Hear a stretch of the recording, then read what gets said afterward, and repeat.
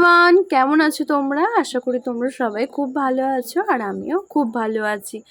তো এখন বাজে দুপুর 1টা। তো এখন মা আমাকে আলতা পরিয়ে দিচ্ছে আর তারপরে এই যে পুজোর সমস্ত কিছু গুছিয়ে আমি কিন্তু পুরোপুরি রেডি হয়ে গেছি। তারপরে আমাদের টোটোও চলে এসেছিল। এখানে আমি, মা, জেঠিমা, বৌদি সবাই মিলে যাচ্ছি বড় ঠাকুরের পুজো দিতে। তো মন্দিরে চলেও এসেছি, এইবারে একটা জায়গায় বসবো আর তারপরে চলে এসেছিলাম বাজারহাটগুলো করতে। তো গরুর দুধ পাইনি, সেই জন্য মিষ্টির দোকান থেকেই গরুর দুধটা কিনে নিলাম। তারপরে এই যে ফল কলা এই সমস্ত কিছু কিনে চলে এসেছিলাম মিষ্টির দোকান দিয়ে। এখান থেকে সন্দেশ দই এই সমস্ত কিছু কিনবো।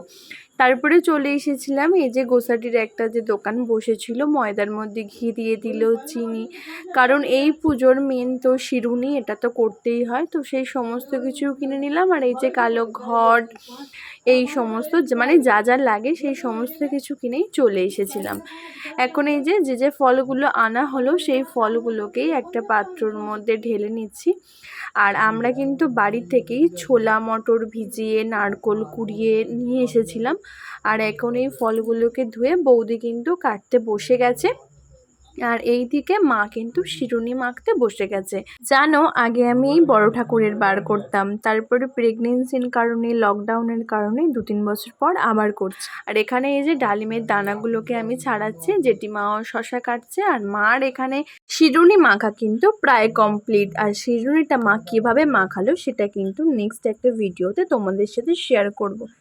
এইবারে এই যে যেহেতু আমরা 4 জনে একসাথে বার করতে গিয়েছিলাম, 4টে পাত্র করে তুলে নিচ্ছে, কারণ উপোস ভঙ্গ করে আমরা কিন্তু এটাই খাবো।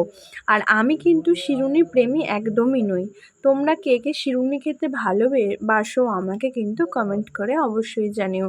তো এইবারে এই যে হাত পা ধুয়ে নিচ্ছি আর একটু জলও ছিটিয়ে নিচ্ছি। আর তারপরে ধীরে ধীরে এই পুজোর সমস্ত কিছু নিয়েই মন্দিরের মধ্যে চলে এসেছি। আর এই হচ্ছে ঠাকুর, বড় মার ঠাকুর, শনি ঠাকুর, সমস্ত কিছুই ঠাকুর আছে। তো পুজোতে বসার আগেই ধূপ আর মোমবাতিটা জ্বালিয়ে দিতে হয়, এটা হচ্ছে নিয়ম। তো সেই মতো জ্বালিয়ে দিলাম। তো আমি দেওয়ার পরে মাও জ্বালিয়ে দিল। আর আমাদের পুজো কিন্তু কমপ্লিট হয়ে গেছে। তারপরে এই যে ডালাটাকে এখন আমি নিয়ে নিচ্ছি। আর নিয়ে আসার পরে আমরা কিন্তু এখন এইগুলোকে খাবো। তোমরা কে কে এই বড় ঠাকুরের বারটা করো আমাকে কিন্তু অবশ্যই জানিও। আর আমি এখন এই যে খেয়ে নিচ্ছি।